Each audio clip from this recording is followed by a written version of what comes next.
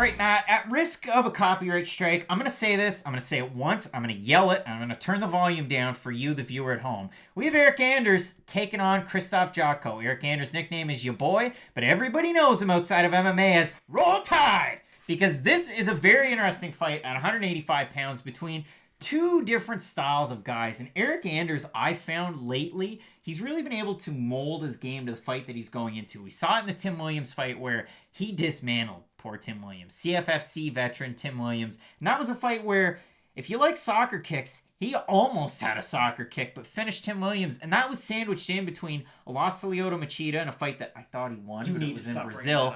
And then a 3-fight losing streak. But in that 3-fight losing streak, we're talking really, really good opponents. We're going with Thiago Santos, then we're talking Elias Theodorou, and then Khalil Roundtree. And Khalil Roundtree at a time was Bangkok ready Khalil Roundtree. So take that for what it's worth. He's won his last 2 fights. Krzysztof Jotko on kind of a similar trajectory too, because, you know, he had a losing streak, similar to Eryk Anders, 3 in a row, won 2 in a row, but took time off, quite a bit of time off between the last of the 3 losses. Then he comes in, beats Alan Amedovski in his last fight, a split decision win over the Canadian Marc-Andre Barriault. What do you think of this fight? I think it's a good one. I do too. It's a very interesting one though. Just because Eryk Anders moving back down to 185, had a few fights at 205. It's kind of crazy though when you hear, I know California released the statistics of what they weigh fight night. When Eryk Anders weighed in against Elias Theodorou, I know that was in Ontario, not California, but still, he said when he weighed the night of the fight, he weighed 227 pounds. After he cut to 185. That's how big of a guy this guy is for 185. It's kind of absurd.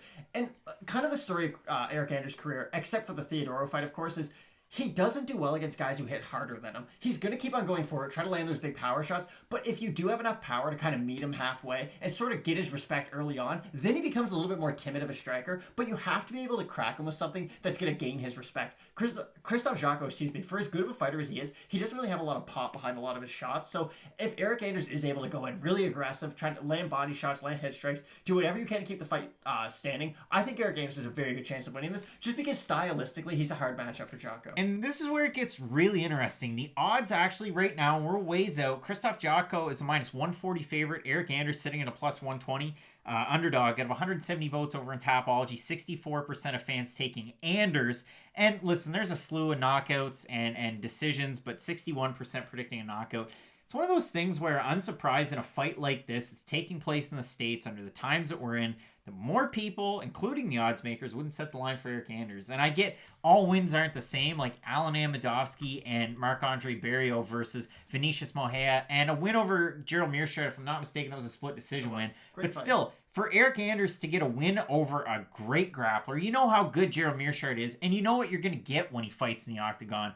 Versus Krzysztof Jotko, who totally different style. Really good kickboxer, really good at counter-striking. Not bad on his back foot either. It makes it interesting, but I think with everything I just said, Eryk Anders, if he's able to move forward and pressure his opponents, he can typically win. He might not be the most technical of striker, but usually when you get a really good athlete that's based in a discipline like wrestling or even, and there's a bit of a carryover from football, there really is, transferable skills, I think Eryk Anders is going to be able to get it done. Yeah, I agree 100%. Especially Krzysztof Jotko, no disrespect to him, he got knocked out by Brad Tavares, who before that fight hadn't had a knockout victory since all the way back in 2010 against Phil Baroni. That tells you how much power Brad Tavares has, much more of a point fighter, and if he's able to knock out a guy like Krzysztof Jotko, you have to imagine a guy with the power of Eryk Anders will be able to replicate that. We'll have to see what happens, but we're really looking forward to it. Lots of picks coming up, 3 cards in 8 days. Keep it locked in with Fight Night Picks. You got the playlist for this card right there. And Matt, as we always say, with Fight Night Picks, let's get into it.